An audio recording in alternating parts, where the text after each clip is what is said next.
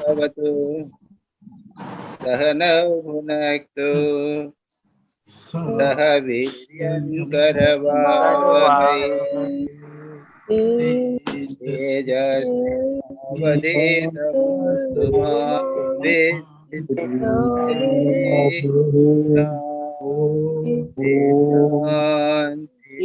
शांति। हरि ओम। तो आज का जो विषय है वो है life in freedom, isn't it? Yes sir ji. हाँ, और इसका इंग्लिश हिंदी ट्रांसलेशन हो जाता है जीवन मुक्ति के लक्षण, ओके, या जीवन मुक्ति। तो मैंने सोचा कि मैं आप सब लोगों को होमवर्क करवाता हूँ, मेहनत करवाता हूँ, तो मुझे भी कुछ करनी चाहिए। और मैंने कहा कि मैं इसकी समरी करूंगा। आपको कोई आपत्ति तो नहीं है? नहीं, आदत नहीं हो जाए हमारी कि आप गाइडेंस मिलेगी महाराज आगे के। ठीक है, तो ये है 33वां अध्याय, जीवन मुक्ति के लक्षण, मेडिटेशन और स्पिरिचुअल लाइफ पुस्तक का है। तो इसका हिंदी में अनुवाद जो है उसी का मैं समरी करूंगा। सबसे पहले श्री रामकृष्ण की छोटी सी घटना बताते कहते हैं कि श्री रामकृष्ण ने नरेंद्र से पूछा कि अधर, एक बोतल में मधु मग भरा हो तो तुम कैसे पियोगे? नरेंद्र कहते हैं कि मैं किनारे से बैठकर पीऊंगा, नहीं तो अंदर जाऊंगा तो मैं फंस जाऊंगा। श्री रामकृष्ण कहते हैं, अरे ऐसा नहीं, ये तो है भगवत आनंद का अमृत है, उसमें गिरने वाला डूबता नहीं, अमर हो जाता है। तो ये है उच्चतम स्थिति की बात। श्री रामकृष्ण कहते हैं ब्रह्म को जानने वाला ब्रह्म हो जाता है, हम एक हो जाते हैं ब्रह्म के साथ। लेकिन आध्यात्मिक अनुभूतियों के विभिन्न स्तर हैं, बहुत कम लोग उनसे गुजरते हुए ब्रह्म के साथ एकत्व प्राप्ति के उच्चतम अनुभव को कर पाते हैं। एक वैदिक ऋषि ने नदी के किनारे खड़े होकर कहा था, शृण्वन्ति विश्वे अमृतस्य पुत्रा आये धामानि दिव्यानि तस्तुः वेदाहमेतं पुरुषं महान्तं आदित्यवर्णः तमसः परस्तात् तमेव विदित्वा तिमृत्युमोति नान्यः पंथा विद्यते अयनायः। एक ऋषि ने कहा था, क्या कहा था कि परमात्मा को जानो, उसे जानकर मानव मृत्यु का अतिक्रमण करता है। मुक्ति को का और कोई उपाय नहीं है, परमात्मा को जानना, ब्रह्म के साथ एक होना ही मृत्यु का उपाय है। अच्छा, मुक्ति का अर्थ क्या है? इसका अर्थ सर्वप्रथम तो चेतना का परिवर्तन, द चेंज ऑफ कॉन्शियसनेस। सामान्य मानव चेतना सामान्य मानव की चेतना क्या है? विषय अनुभूति तक सीमित रहती है, वह उससे परे नहीं जाती। आध्यात्मिक अनुभूति होने पर सबसे पहले चेतना बोध का, कॉन्शियसनेस का चेंज हो जाता है। तब व्यक्ति अनुभव करता है कि मैं देह नहीं हूँ, मैं मन नहीं हूँ, मैं आत्मा हूँ। इसके बाद चेतना का विस्तार होता है। तब हम यह अनुभव करते हैं कि हम सर्वव्यापी परमात्मा के अंश हैं, और आगे बढ़ने पर यह अनुभव होता है कि ब्रह्म ही एकमात्र सत्ता है। This is very beautiful. एक 4 लाइन के अंदर 4 लेवल बता दिए हैं। पहले हमारी फिजिकल कॉन्शियसनेस है, उसके बाद हमें लगता है कि हम आत्मा हैं, उसके बाद लगता है कि सर्वत्र आत्मा है, हम परमात्मा के अंश हैं, और आगे लगता है कि केवल परमात्मा ही है और कुछ है नहीं। इसके बाद है हिंदू धर्म में अविद्या और अहंकार, राग द्वेष दुख आदि के कारण के चंगुल से इसी जन्म में पूर्ण मुक्ति जीवन का लक्ष्य और उच्चतम आदर्श स्वीकार गया है। यह जो कहा गया है यही हमारे इस मानव जीवन का लक्ष्य है, इसी जीवन में होना चाहिए। इसकी प्राप्ति करने वाला जीवन मुक्त कहलाता है। शंकराचार्य ने अपनी विवेक चूड़ामणि में ऐसे सौभाग्यशाली व्यक्ति का वर्णन किया है। वे कहते हैं, जिसकी प्रज्ञा स्थिर है, जिसका आनंद निरवच्छिन्न है, जिसके लिए जगत प्रपंच विस्मृत हो गया है, वह जीवन मुक्त कहलाता है। उसकी बुद्धि ब्रह्म में विलीन रहती है, फिर भी वह जागृत रहता है। पर जो चेतना अवस्था के अज्ञान आदि धर्मों से विवर्जित है, पूर्ण बोध होकर भी वह जो निर्वासना रहता है, वह जीवन मुक्त कहलाता है। इस देह के सज्जनों द्वारा सम्मानित होने पर भी और दूसरों के द्वारा अपमानित होने पर भी जो समभाव से बना रहता है वह है जीवन मुक्त का लक्षण। वो उसमें कोई परिवर्तन नहीं होता। जिस प्रकार नदियां समुद्र में जल डालती हैं लेकिन समुद्र में विक्रिया नहीं होती, उसी प्रकार जो जीवन व्यक्ति है उसमें कोई विक्रियाएं इत्यादि नहीं होती। अध्यात्म प्रज्ञा में प्रतिष्ठित व्यक्ति मानव जीवन के साथ अविभाज्य रूप से जुड़े हुए नैतिक द्वंद्वों से पड़ा चला जाता है। यानी हमारे जीवन में अच्छा बुरा सुख दुख ये द्वंद्व हमेशा बने हैं, लेकिन उस आध्यात्मिक प्रज्ञा में प्रतिष्ठित होने वाला व्यक्ति इन द्वंद्वों से पड़े चला जाता है। कठोर साधना द्वारा बुरी वासनाओं के त्याग होने के फलस्वरूप उसमें केवल शुभ वासनाएं बची रहती हैं, जो ब्रह्म ज्ञान के उदय के पूर्व उसमें विद्यमान रहती हैं। अथवा शुभाशुभ के समस्त सांसारिक चिंतन के प्रति वह उदासीन हो जाता है। वह अतिचेतन अवस्था में विलीन रह सकता है। परमात्मा की इच्छा से इनमें से कुछ सिद्ध पुरुष करुणा से विगलित हो मानव जाति के आचार्यों के रूप में संसार में लौट आते हैं। जीवन मुक्त के लक्षण। एक जीवन मुक्त पुरुष न तो अशुभ प्रवृत्तियों द्वारा न ही प्रचलित नैतिक विधानों द्वारा आबद्ध होता है।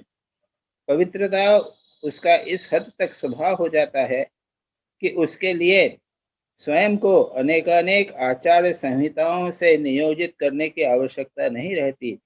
यानी श्री रामकृष्ण जैसा कहते थे, एक वह कुशल नर्तक के समान हो जाता है जिसका पैर कभी बेताल नहीं पड़ता। जो भी काम करता है स्वाभाविक रूप से वो शुभ होता है, नैतिक होता है, इसके विरुद्ध नहीं होता। यह है पहला लक्षण। जीवन मुक्त का दूसरा लक्षण है अहंकार शून्यता। अहंकार नहीं होती। अहंकार रूपी ग्रंथियां जो है उसकी कट जाती हैं। उपनिषद में कहा गया है, अतिचेतन अवस्था की उपलब्धि होने पर हृदय की ग्रंथियां कट जाती हैं और हमारे सारे संशय नष्ट हो जाते हैं। तीसरा, एक सिद्ध पुरुष जो है वह घृणा रहित होता है, घृणा नहीं होती। अहंकार नहीं होता है, घृणा नहीं होता है। उसके पास दूसरों के लिए केवल आशीर्वाद ही देना होता है और कुछ नहीं। दूसरों के प्रति आशीर्वाद देता है और कुछ नहीं होता। प्रेम जाति कुल, उसका प्रेम जाति कुल अथवा सामाजिक स्तर से सीमित नहीं होता।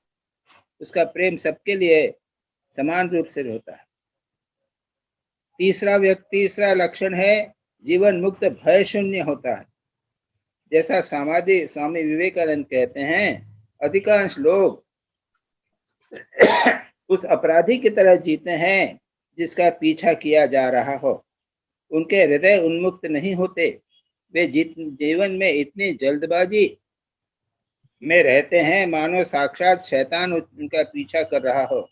वे जीवन के सौंदर्य और माधुर्य का कुछ भी उपभोग नहीं करते। फिर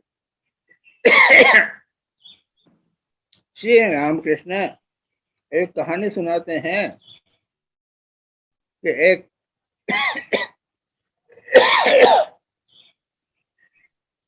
एक सूत बुनने वाली महिला के पास एक दूसरी उसकी मित्र सहेली आई और उसने सूत को लेकर अपने बगल में दबा लिया। उसकी सहेली ने पहचान लिया तो उसका चलो हम नाचते हैं।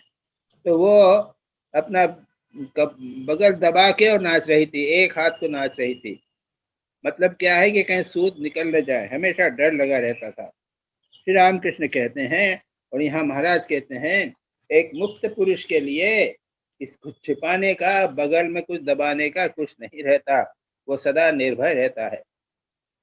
अगली बात है, लोगों का जीवन की घटनाओं के संबंध में अनावश्यक रूप से सोचते रहने का, खतरे को बड़ा करके देखने का, सदा उत्तेजित बने रहने का मानव स्वभाव हो गया है। हमेशा एक्साइटेड, हमेशा टेंशन में लोग रहते हैं।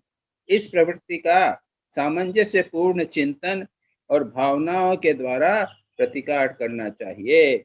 इसको विचार के द्वारा अपनी भावनाओं को कंट्रोल करके उसको कम करना चाहिए। आगे कहते हैं, सत्य अथवा काल्पनिक घटनाओं का चिंतन करते रहने से और उन्हें बड़ा बनाने से कोई लाभ नहीं है। वे यतीश्वरानंद जी द्वितीय युद्ध के समय यूरोप में थे और वहां पे लोग बहुत डर रहे थे युद्ध के कारण। उसके संदर्भ में वे कहते हैं कि सत्य या तो सत्य होवे या कल्पना काल्पनिक कठिनाइयां भी होवे, उनका चिंतन जबरदस्ती करने से, उनको बड़ा बनाने से कोई लाभ नहीं होगा। खतरे के समय हमें परमात्मा का चिंतन अधिक करना चाहिए, शांत बने रहना तथा यथासंभव कर्तव्य पालन करते रहना चाहिए। इस विषय में हमें महापुरुषों के जीवन से सबक सीखना चाहिए। और फिर उसके बाद ये सुकरात की बात कहते हैं, सुकरात की मृत्यु का विचार करो।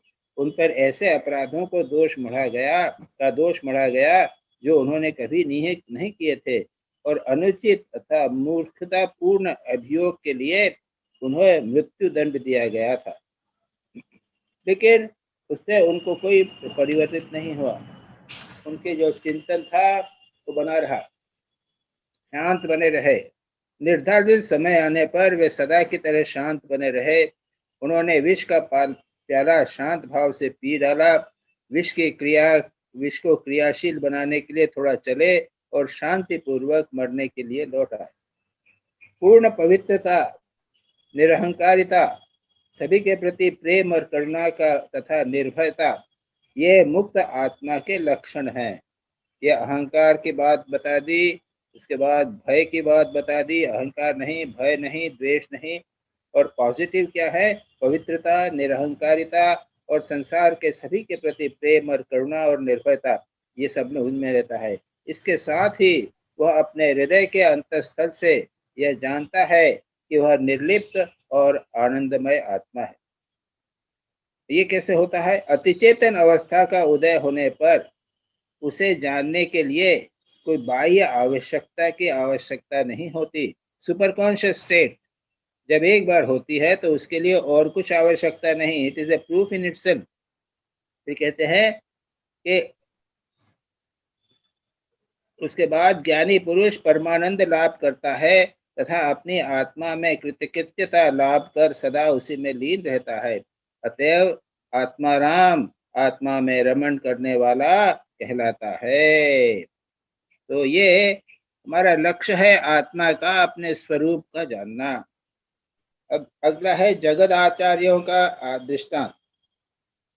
महान धार्मिक आंदोलनों के प्रणेता, विश्व के महान पैगंबर स्वयं उपर्युक्त पूर्ण आत्म मुक्ति के दृष्टांत स्वरूप हैं। ईश्वर की विशेष अभिव्यक्तियों के रूप में लाखों अनुयायी उनकी पूजा करते हैं। इन महापुरुषों के जीवन की जो बात हमारे लिए सबसे मूल्यवान है वह है पीड़ित मानव जाति के प्रति उनका प्रेम और करुणा। ये एक नेक्स्ट बात कही गई है, मानव जाति के लिए उनमें प्रेम भरा रहता है। शंकराचार्य अद्वैतवादी होते हुए भी उनके हृदय में लोगों के लिए प्रेम था, अपने शिष्यों के लिए प्रेम था, और उन्होंने चारों कोनों में 4 मठों की स्थापना की थी। फिर भी आगे लिखते हैं, परंतु इस सतत कर्मशीलता के बीच में वे अपनी माँ को नहीं भूले थे। उनका हृदय कोमल था। अंतर्दृष्टि से उन्होंने जाना कि माँ मरणासन्न है, मरने की स्थिति है। तो क्या किया? अपनी माता को उन्होंने उनके पास गए, अपनी माता को इष्ट देव और विष्णु के दर्शन करवाए। कट्टर वेदांती होते हुए भी उनमें हिंदू देवी देवताओं के प्रति गहरा प्रेम और भक्ति थी, जिनकी स्तुति में उन्होंने कई स्तोत्रों की रचना की है। ज्ञानी पुरुष एकांगी और संकीर्ण बुद्धि नहीं होते, उनका व्यापक दृष्टिकोण सभी को अंगीकार करता है। अब लेके श्री कृष्ण की बात करते हैं। श्री कृष्ण क्या है? द्वारका गए, वहां स्थापना की, राज्य स्थापना की, लेकिन स्वयं राजा न बने। उग्रसेन को उन्होंने राजा बनाया। कृष्ण तो यह ना वो किंग मेकर। उन्होंने सदा उस अनासक्त कर्म का आचरण किया जिसका गीता में उन्होंने उपदेश दिया है। गृहस्थ का जीवन यापन करते हुए भी श्री कृष्ण स्वयं मुक्त तथा संसार से निर्लिप्त थे, लेकिन उनमें वृंदावन के निर्धनतम गोपियों के लिए से लेकर महलों में निवास करने वाले राजा रानियों सभी प्रकार के लोगों के प्रति अपार करुणा थी। वे आध्यात्मिक शक्ति और प्रेम के मूर्त विग्रह थे। इसके बाद महाराज यहाँ पर भगवान बुद्ध का लेते हैं। भगवान बुद्ध का जीवन उन्होंने संक्षेप में कहा, राजकुमार होकर सभी वैभवों को उन्होंने त्याग दिया। लोगों के कष्ट से अत्यंत व्यथित होकर उन्होंने साधना की और उसके बाद कहते हैं उनमें मानव जीवन के लिए गहरी करुणा थी और इसलिए उच्च धरातल से नीचे आए और लोगों के बीच में उन्होंने कार्य किया था। बुद्ध ने कभी प्रत्यक्ष रूप से ईश्वर के बारे में कुछ नहीं कहा। उनके लिए सत्य ही भगवान था। जिस पवित्रता मानसिक एकाग्रता द्वारा पाया, जिसे परमात्मा को या सत्य को पवित्रता और मानसिक एकाग्रता से पाया जाता है। उन्होंने अपने शिष्यों से कहा था, क्या कहा था?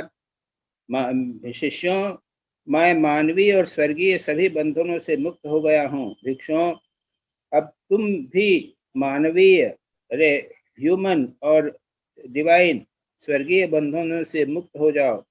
भिक्षुओं, संसार के प्रति करुणावश बहुजन हिताय बहुजन सुखाय, संसार के लोगों का कल्याण करने में लगे रहो।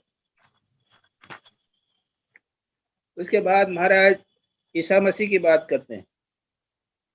ईसा मसीह गरीब बढ़ाई और उनकी पत्नी के पुत्र के रूप में जन्मे थे। उन्होंने पूर्ण पवित्र जीवन तथा तीव्र भगवत प्रेम की आवश्यकता पर बल दिया, लेकिन मानव मात्र के प्रति प्रेम, अपने पड़ोसी को अपने से अपनी ही तरह प्रेम करना उनका विशेष संदेश था। उन्होंने लोगों को पुकारते हुए कहा था, सभी जो परिश्रम कर रहे हो तथा भाराक्रांत हो, मेरे पास आओ, मैं तुम्हें विश्राम प्रदान करूंगा। वे सभी के प्रति समदृष्टि संपन्न तथा अपने परिवार के लोगों से अनासक्त एक सच्चे सन्यासी थे। एक दिन वे लोगों के बीच बैठे थे। किसी ने आकर कहा कि आपकी माता और भाई प्रतीक्षा कर रहे हैं, लेकिन यीशु ने अपने भक्तों को दिखाकर कहा था, यही मेरे भाई और माता हैं। लेकिन इसके बाद एक अपूर्व बात कही उन्होंने। क्या कही? जो कोई प्रभु की आज्ञा पालन करता है वही मेरा भाई, बहन और माता है। यीशु के उपदेशों का मूल तत्व है भगवत साक्षात्कार तथा स्वयं अथवा स्वयं में विद्यमान ईश्वर के साम्राज्य की प्राप्ति। उनका बहुत इंपॉर्टेंट संदेश है, blessed are the pure in heart for they shall see God. पवित्र हृदय लोग धन्य हैं, क्योंकि वे भगवान का दर्शन करेंगे। अब महाराज चैतन्य महाप्रभु की बात कहते हैं। चैतन्य महाप्रभु ने बड़े विद्वान थे, प्रतिभावान थे, तार्किक थे, लेकिन भरे यौवन में उन्होंने सब कुछ त्याग दिया और उनका सारा जीवन, शेष जीवन ईश्वरीय प्रेमोन्माद की अवस्था में व्यतीत हुआ। वे जाति धर्म के भेदभाव से रहित सभी को भगवान नाम का उपदेश देते हुए विचरण करते थे। अपराधियों तक को उनका प्रेम प्राप्त हुआ और पापाचरण से उनका उद्धार हो गया था। इसके बाद महाराज श्री रामकृष्ण के बारे में कहते हैं। उन्होंने मंदिर के पुजारी बने और प्रयोग एक 12 वर्ष व्यापी अभूतपूर्व साधना की। तीव्र व्याकुलता के फलस्वरूप उन्हें माँ जगदम्बा के काली रूप के दर्शन हुए। उसके बाद उन्होंने हिंदू धर्म के विभिन्न पंथों का अनुसरण करते हुए ईश्वर साक्षात्कार किया। इन सभी मार्गों से उन्हें अत्यंत कम समय में सफलता मिली और उन्होंने विभिन्न प्रकार से ईश्वर के आनंद का उपभोग किया। अंत में उन्होंने वेदांत की, अद्वैत वेदांत की साधना की और ब्रह्म के साथ एकत्व की अनुभूति की। इतने पर भी वे संतुष्ट नहीं हुए और ईसाई धर्म और इस्लाम धर्म की साधना की और सर्वप्रथम इन धर्मों के प्रणेताओं को दर्शन कर, उन प्रणेताओं का दर्शन कर वे धन्य हुए थे। उनका अवशिष्ट सारा जीवन निरवच्छिन्न भगवत संसर्ग में बीता, यानी सदा भगवान में विलीन रहा करते थे। उन्होंने सभी प्राणियों की मैं परमात्मा के दर्शन किए थे। अब महाराज माँ शारदा के बारे में भी कह रहे हैं। श्री रामकृष्ण के पवित्र धर्म पत्नी श्री शारदा देवी को भी जगत आचार्यों के रूप में मानना चाहिए। बहुत इंपॉर्टेंट बात है। माँ भी एक अवतार जैसी हैं, उनका जो बहुत महत्वपूर्ण बात है ये बात। अपने प्रारंभिक जीवन में शारदा देवी ने आदर्श कन्या, आदर्श बहन, गृहिणी, साधिका और संन्यासिनी का जीवन एक साथ यापन किया और प्रत्येक का उत्कृष्ट रूप प्रकट किया। श्री रामकृष्ण के सानिध्य में जिया गया उनका अभूतपूर्व जीवन इस औपनिषदिक आदर्श का प्रत्यक्ष व्यवहारिक निर्देश था कि पति के लिए नहीं बल्कि आत्मा के लिए प्रिय होता है, पत्नी पत्नी के लिए नहीं बल्कि आत्मा के लिए प्रिय होती है। संसार में जिन सारी वस्तुओं को हम प्यार करते हैं वो उन वस्तुओं के लिए ही नहीं, अपनी आत्मा के लिए करते हैं। चरम शांत ज्ञान प्राप्त करने के बाद वे माँ जगदम्बा की शक्ति के मूर्त विग्रह के रूप में माँ शारदा प्रतिष्ठित हो गई थी, जिसको उन्होंने अपने पास आने वाले सैकड़ों लोगों की माता तथा गुरु के रूप में अभिव्यक्त किया था, जिन्हें उन्होंने उनकी आवश्यकता अनुसार शांति, सांत्वना, पवित्रता और आध्यात्मिक चेतना प्रदान की थी। अब महाराज कुछ और दृष्टांत संतों के दे रहे हैं, हम शॉर्ट में उसको देखने का प्रयत्न करते हैं। प्राचीन पाश्चात्य संतों में से हैं प्लॉटिनस, 2004 से 2070 ईस्वी तक। वे ईसाई नहीं थे, लेकिन उन्होंने नियो प्लॉटिनिज्म नामक अपनी दर्शन प्रणाली से ईसाई धर्म को अन्य किसी चिंतक से भी अधिक प्रभावित किया है। प्लॉटिनस के जीवन में 4 बार उच्चतम अतिचेतन अवस्था प्राप्त हुई थी। मतलब यह है कि 4 बार उनको समाधि हुई थी। ऐसा नहीं कि केवल भारतीय संत ही हैं, बाहर के संत भी हैं, उनको इस प्रकार का हुआ था। मृत्यु के पूर्व उनके अंतिम शब्द थे, मैं अपने भीतर के देवता को सर्वरूप परमात्मा में पुनः स्थापित कर रहा हूँ। मेरा देवता और बाहर का देवता एक है, मैं उनको उसमें समाहित कर रहा हूँ। अब महाराज बुद्ध के द्वारा कहते हैं, बुद्ध के जो महान एक शिष्य थे उपगुप्त, एक महान संत थे। अपनी यात्राओं के एक छोटी सी सुंदर घटना है। एक बदचलन युवती, एक पापी युवती ने उसको प्रलोभित किया और कहा कि मेरे साथ प्रेम कीजिए।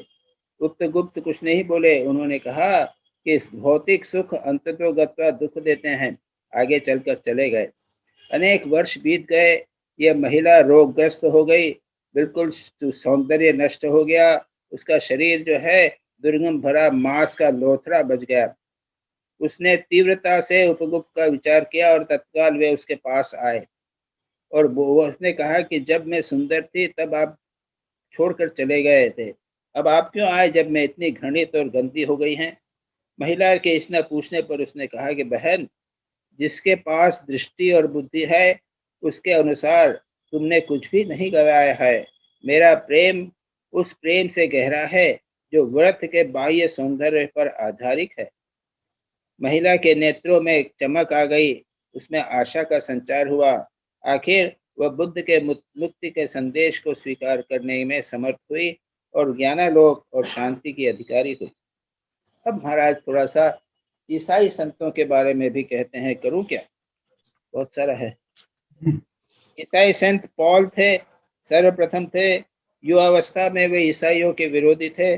उसके बाद में वे उनको कन्वर्शन हुआ, कुछ उन्होंने वाणी सुनी और 3 दिन तक वो आंखों से देख नहीं सके, चुपचाप आंखें बंद रही। उसके बाद में पूर्ण रूप से वे ईसाई बन गए थे। असीसी और सेंट फ्रांसिस ऑफ असीसी महानतम संत हैं। धनी व्यापारी के पुत्र थे, लेकिन एक बार जीर्ण गिरजे का को उनको दर्शन हुआ था, भगवानी सुनी थी, जिसमें उनको भगवान ने कहा था कि मेरा बिल्ड माय चर्च, मेरा चर्च जो टूट रहा है उसको सुधारो। उसके बाद पूर्ण निवृत्त हो गए। बड़ा सुंदर उनका जीवन है। और उसके बाद में यहाँ तक कि वो पशु पक्षियों, पौधों, जड़ पदार्थों सभी के साथ आत्मीयता का संबंध स्थापित करते हुए कहते थे, भाई सूर्य, बहन चंद्र, भाई भेड़िया इत्यादि वो कहते थे। भाई पेड़ को मत काटना, काटना थोड़ा छोड़ के देना इत्यादि। उन्होंने पूर्ण दरिद्रता का जीवन यापन किया। पॉवर्टी एंड चेस्टिटी, जैसे पॉवर्टी है ना, पैसा नहीं छू सकते।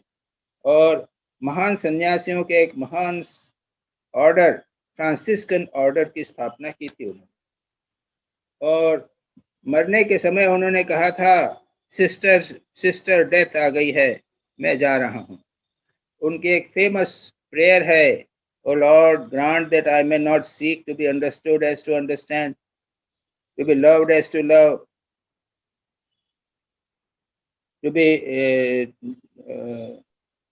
loved as to love, for it is in giving that we receive, it is in pardoning that we are pardoned, and it is in dying that we are born to eternal life। यानी प्रभु, मैं ऐसा चाहता हूँ कि सांत्वना चाहने के बदले में सांत्वना देना चाहूँ, समझा जाने के बदले में दूसरों को समझना चाहूँ, प्रेम चाहने के बदले में दूसरों को प्रेम देना चाहूं, क्योंकि देने में ही हम पाते हैं, क्षमा करने में ही हमें क्षमा मिलती है, और दूसरों के लिए जीवन अर्पण करने में ही हमें चिर जीवन प्राप्त होता है। इसके बाद है सेंट थॉमस एक्वाइनस।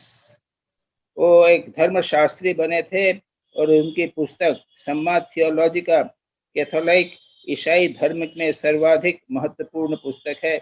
और इस पुस्तक के पूर्ण करने वाले ही थे। बड़ी इंटरेस्टिंग बात है कि उन्हें एक अद्भुत आध्यात्मिक अनुभूति हुई। उन्होंने पुस्तक में लिखने से इनकार कर दिया। उन्होंने अपनी इस अत्युत्तम कृति को अधूरा छोड़ दिया। पूछने पर उन्होंने कहा कि मेरे सम्मुख ऐसे रहस्यों का उद्घाटन हुआ है कि मैंने जो कुछ अब तक लिखा है वह सब अर्थहीन तिनके के समान हो गया है। फिर एक है practice of presence of God, brother Lawrence की। इस किताब को सब आप लोगों को पढ़ना चाहिए, बड़ी सुंदर है। फिर Saint Thomas of Loyola, Avila के Saint Teresa, Saint John of the Cross इत्यादि बहुत संत हैं। फिर सूफी संत में है सुल्तान इब्राहिम बद अदहम। उनका कन्वर्शन हुआ। शिकार खेलने गए तो उसको लगा कि जैसे जो वो जिसको मारने वाला है वही झुक के पीछे मुड़ के कह रहा है, तू में जो क्या मरेगा, तेरे ऊपर तो मृत्यु खड़ी हुई है। अंततः सुल्तान का पद त्याग करके वे फकीर बन गए थे। फिर राबिया का नाम आपने सुना होगा, बड़ी सुंदर कहानी है। छोटी बच्ची थी, तभी उसको दासी बना लिया गया था, लेकिन उसने आदमी ने देखा कि उसके सीने उसके चेहरे के ऊपर प्रकाश है, तो उसको छोड़ दिया। कठोर उन्होंने तपस्या की। मंजूर अल हल्लाज यौवन में बगदाद में रहते थे, और उनके महान आचार्य जुनैद के वे शिष्य हुए थे। वे कहते हैं अनल हक यानी क्या? मैं ब्रह्म, मैं सत्य हूँ, अहम ब्रह्मास्मि, इस प्रकार से कहते थे। तो लोग उनसे क्षुब्ध हो गए, मुसलमान लोग, और उन्होंने मार डाला, यातना देकर। फिर है जलालुद्दीन रूमी। उन्होंने बहुत सारे ग्रंथ लिखे हैं, और परिव्राजक दरवेश के रूप में वे रहते थे। श्री राम कृष्ण के बहुत शिष्य हैं। स्वामी विवेकानंद, ब्रह्मानंद इत्यादि का यहाँ पर वर्णन किया है। इसको हम यहाँ पर छोड़कर अब आगे चलते हैं, ठीक है जी। ओम। अच्छा, अब प्रश्न आइए। एक मिनट, ठीक है। कौन पूछेगा प्रश्न? महाराज सतीश बोल रहा हूँ। सबसे पहले इतु मैं तुम्हारा हमेशा पहला नंबर होता है। महाराज इतु begin your questions. okay. My question is Your questions like arrows. अच्छा First question is not clear. is not clear. Read Okay. again. For a sincere devotee, how all his moral conflicts are eliminated? How to eliminate all the conflicts from the mind? Because sometimes mind rebels against the morality. What do you mean by that? Means mind sometimes it does not stay to the moral duties and moral rules. So how to? You see, वो ठाकुर की उच्चतम स्थिति थी जी कि वो कभी कहते थे कि मैं खा लूं क्या। उनके कॉन्फ्लिक्ट ने बहुत ऊंचे गए, very high beyond morality. We never go beyond morality. We must hold on. If कभी आपको कॉन्फ्लिक्ट आवे तो आप सावधान रहना कि ये मन आपको चीट कर रहा है. अच्छा. You hold on to morality till you reach the highest state. जी. हाँ, ये be very very careful. Ji. This is a conflict of the mind. Mind का ये छल है. अच्छा, ठीक है. हाँ, very high state. जी. दूसरा क्वेश्चन है, what are the harmonious thoughts and sentiments and how to cultivate these? जो ऐसा है कि भाई हारमोनियम यानी क्या है कि जो भगवान से संबंधित विचार हैं, साधना से संबंधित विचार हैं और हमारे भावनाएं भी उस प्रकार की हैं, विचार भी हैं कि हमको भगवान के पास चिंतन करना चाहिए और भावना भी है, प्रेम भी भगवान की तरह हो रहा है. तो ये जो है, या फिर लोगों की सेवा करनी चाहिए, विचार भी इस प्रकार के हो रहे हैं और भावनाएं भी उसी प्रकार की हैं, तो ये हार्मोनियस हो गई. जो साधनाएं हैं उससे संबंधित और उसके से जो लगे हुए हैं उसके प्रति जो ले जा रहे हैं उसको हार्मोनियस बोलेंगे. ये सीधी बात. अच्छा, ठीक है. थर्ड क्वेश्चन है, jivan mukta is fearless. What type of fear is this? Is it about the future or what type of means fear?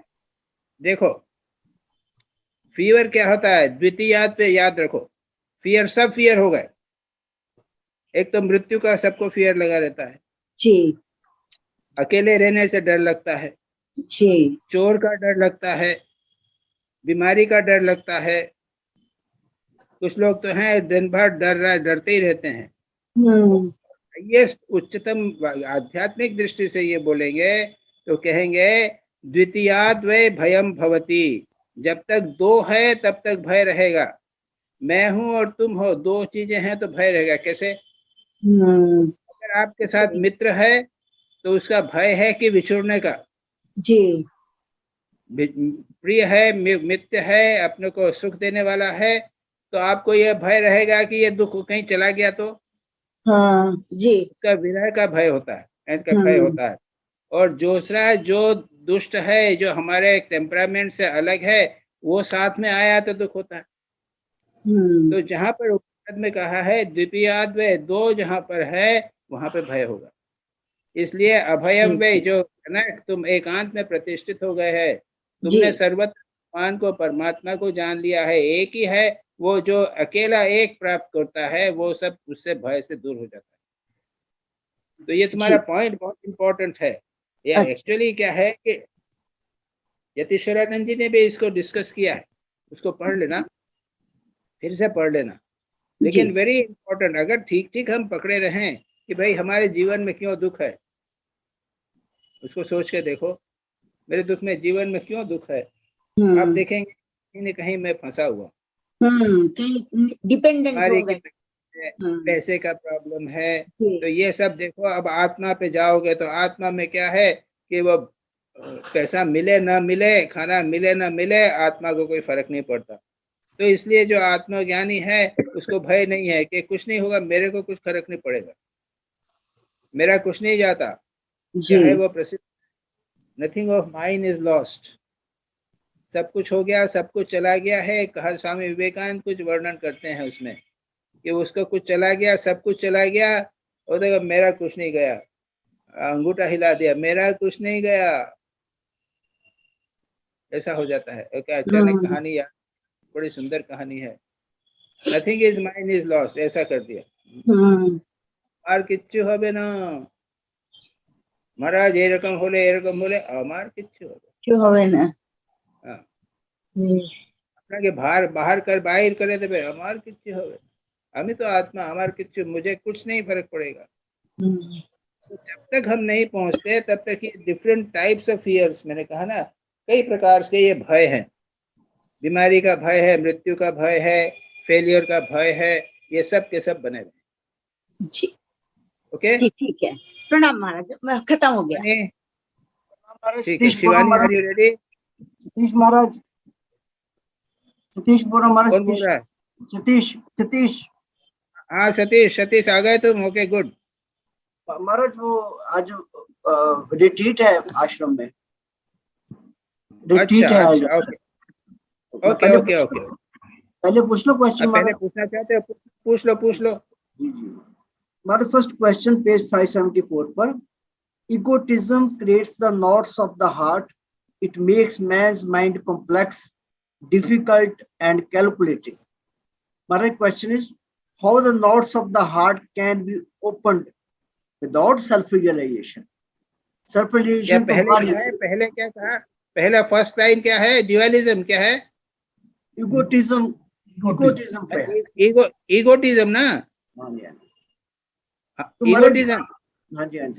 Egotism creates the knots of the heart. It makes man's mind complex, difficult and calculating. Maharaj, without self-realization, वो तो हमें हुआ नहीं। How the knots of the heart can be opened? How the knots of the heart? वो बने रहेंगे। Self realisation तब तक बने रहेंगे, नहीं हटेंगे। इतना आसान है क्या? तुम शॉर्टकट चाहते हो, अब पैसा भी मिले, सब खाना भी मिले, सब कुछ मिले, हमारा आनंद भी मना रहे, और हमारा बस नॉट्स बॉन्ड हो जाए, ये होगा नहीं। आसक्तियां हैं, आसक्तियां दूर कर सकते हो क्या? सारे अटैचमेंट्स हैं, अटैचमेंट्स देख करोगे, अहंकार दूर करोगे, ये सब नहीं होते। पतंजलि योग सूत्र में कहा गया है कि चित्त वृत्ति निरोध होना है ना, तो तदा दृष्टु स्वरूपे अवस्थानम वृत्ति स्वरूपे मित्र तत्र। उसके बाद पंच क्लेश हैं, वृत्तय पंचतय क्लिष्ट वृत्तियां हैं, राग, द्वेष, अभिनिवेश, अविद्या, अहंकार, ये जीवन की इच्छा, ये तो इतने जबरदस्त पकड़े हुए हैं, और आप चाहते हो कि शॉर्टकट मिल जावे, नहीं होगा। असंभव। शॉर्टकट मत सोचो। यू हैव टू पे द प्राइस। यतीश्वरानंद जी बार बार कहते हैं, यू हैव टू पे द प्राइस, बिना उसके नहीं होता।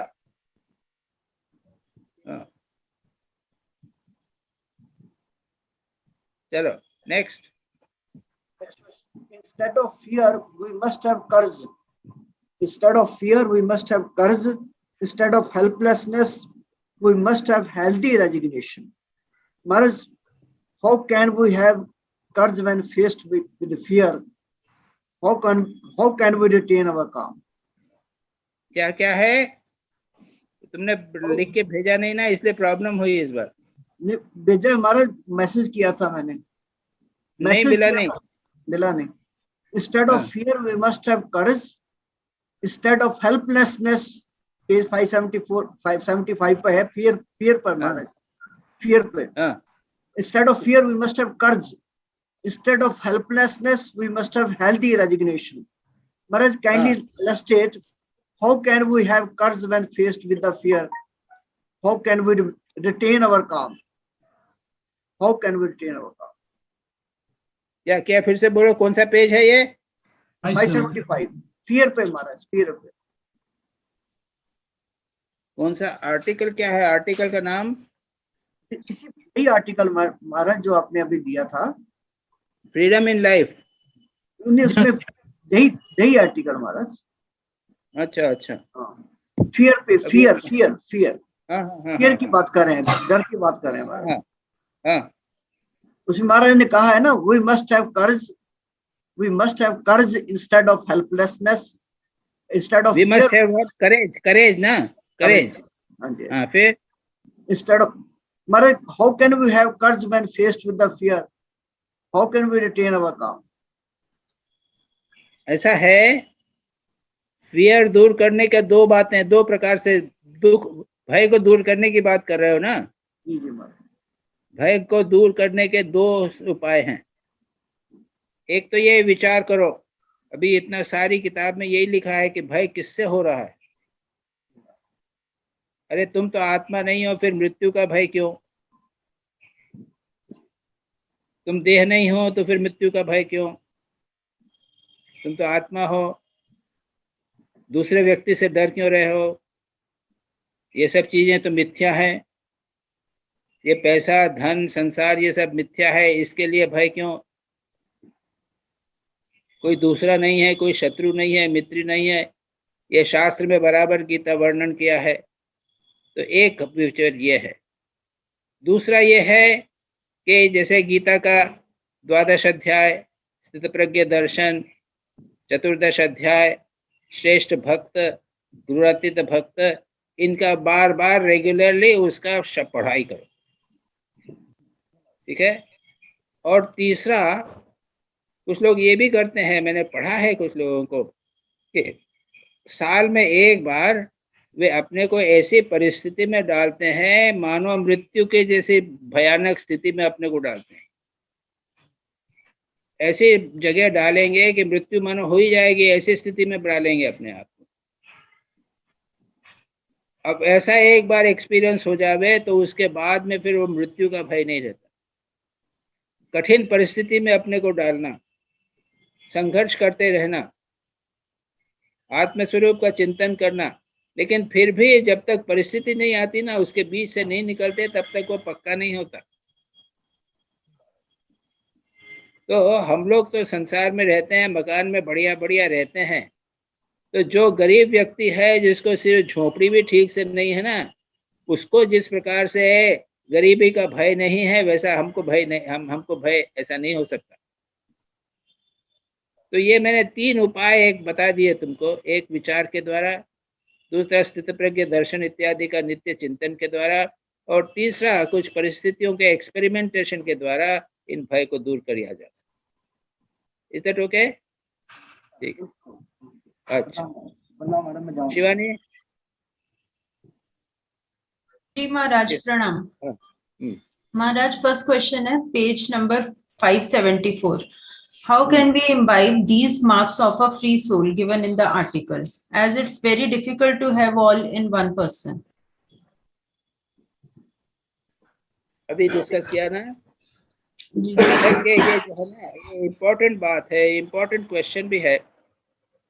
शास्त्रों में भी कहा है, शंकराचार्य भी कहते हैं कि ये जो जीवन मुक्त के लक्षण है ना, वो तो फुल्ली एस्टेब्लिश्ड है, वो साधक के साधन है, समझे? वो साधक के साधन है।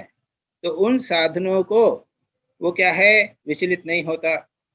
तो फिर हमने नियम बना लिया, हम भी विचलित नहीं होंगे। खाने को जैसा मिल जाए वैसा मिल जाता है, वो चिंता नहीं करता है कि अच्छा मिला कि बुरा मिला, हम भी वैसा ही करेंगे। अभी जो बात कही ना, गीता के स्थित प्रज्ञ दर्शन, श्रेष्ठ भक्त और त्रिगुणातीत का वर्णन जहाँ पे है, यहाँ सब जहाँ पे भी जीवन मुक्त के लक्षणों का वर्णन है, यहाँ भी इस पुस्तक में भी है। उसको प्रतिदिन पढ़ना और उनको अपने जीवन में उतारने के लिए प्लान करना, तो ये एक इम्पोर्टेंट है। 6 महीने के लिए कुछ प्लान करो कि मैं खाने का अपने जिह्वा के ऊपर मैं कंट्रोल करने की का प्रयत्न करूंगी, 6 महीने तक जो भी मिल जाए खा लूंगी। या फिर जो कुछ मिला सबको एक साथ मिला के पी जाएंगे, अलग अलग टेस्ट नहीं करेंगे, या फिर जमीन पर सोएंगे। इस प्रकार के छोटे छोटे साधनाएं जो हैं उसको आप प्लान करके बनाने का प्रयत्न कीजिए। धीरे धीरे उसका प्रभाव पड़ेगा, ये लक्षण जो है हमारे जीवन में आएंगे। महाराज मैं स्नेहा बोल रही हूँ, प्रणाम। मेरा एक क्वेश्चन है, मैं अंत में पूछूंगी आपको सबका हो जाने के बाद। कौन बोल रहे हैं? स्नेहा स्नेहा बोल रही हूँ। हाँ हाँ महाराज, ओके, ओके, प्रणाम। ठीक है ठीक है ठीक। अच्छा महाराज। महाराज आपने जो बताया ये हाँ, जैन second। धर्म की तपस्या ही हुई ना, आपने जो अभी बताया वो जैन धर्म की तपस्या है कि जो मिला वो खाया, पैदल चले, बिना चप्पल के जैन चले। धर्म में भी ये जैन धर्म में नहीं है, सभी धर्मों में पढ़ो। मैंने ईसाई धर्म में पढ़े हैं बहुत सारी। अच्छा, एक्सटर्नल मॉर्टिफिकेशन, बाह्य तपस्या, आंतरिक तपस्या, 2 चैप्टर हैं। जी, एक्सटर्नल मॉर्टिफिकेशन यानी शारीरिक तपस्या, हाँ। इंटरनल मॉर्टिफिकेशन यानी मन की तपस्या।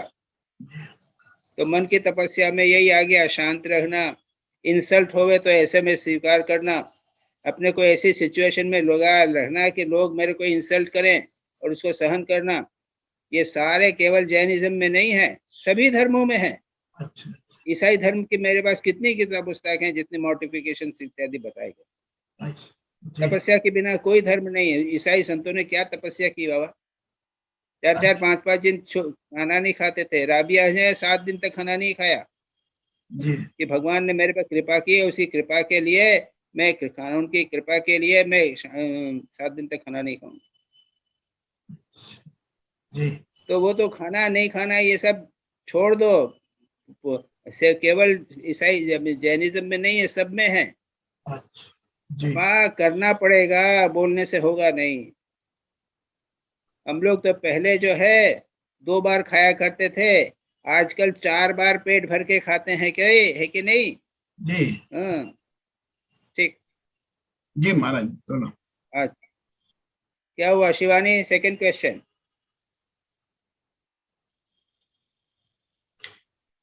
ऑन करो, ऑन करो। Second question, page number 575, second paragraph. As told by Swamiji, we rush throughout our life as if we want to win a race. This is true. But why we are like this? As I also noticed that many of us are running and running. हाँ, तो उनसे पूछो क्यों run कर रहे हैं? तो want a job, want job के बाद में Why we are indulging in this? Ultimately we want peace and joy. But we forget that peace and joy are within us. तो फिर पैसा मिला तो जॉय कैसे मिल गया? पैसे में जॉय है? नो, पैसे से हमारी एक डिजायर सेटिस्फाई हुई है और उससे जॉय हमारे भीतर था वो आया। और सभी लोग बोलते हैं कि अगर सारी डिजायर्स चली जाएं तो आदमी सबसे सुखी होता है। Remember, giving up all desires is the best way of getting happiness. अपनी इच्छा वासनाओं को पूर्ण कर दो, कोई समस्या नहीं, और कि भागना नहीं पड़ेगा। You are not to pursue anything. ये जो भाग रहे हो जिसके लिए, वो कहाँ दूर चला गया है, कहाँ हमारे हृदय के भीतर बैठा हुआ है। बड़ी बड़ी मजेदार ऐसी कहानियां हैं। आदमी के हृदय में बैठा हुआ है, आदमी सब जगह घूम रहा है, ढूंढ रहा है, वो उसके भीतर है। जिसको तुम ढूंढ रहे हो सब उसी के अंदर है। तो तुम्हारा प्रश्न जो है ना, ये नहीं जानते हुए लोग चारों ओर घूमते रहे हैं और कुछ मिलता नहीं। आज इसी समय you will get it here only, that is the point.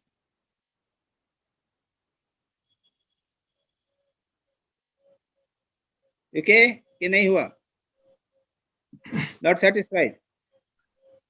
महाराज जी, मैं ये पूछता हूँ कि ये बिल्कुल सही है, जिस समय हम सो जाते हैं तो वास्तव में सब तकलीफें दूर हो जाती है। हाँ, सब तकलीफ दूर हो जाती है।